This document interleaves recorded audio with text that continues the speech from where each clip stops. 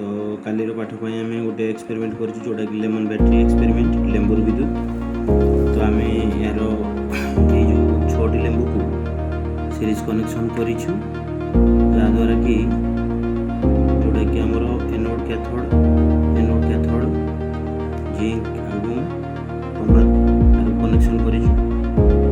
प्रति लेंबू गोटे गोटे सेल, तेणु प्रति सेल जब 0.8 वोल्ट आसे तेरे 6टी बल्ब को आमर 0.8 × 6 = 4.8 वोल्ट। तेणु यहाँ द्वारा 4.8 वोल्ट रे आम बल्बटी LED बल्बटी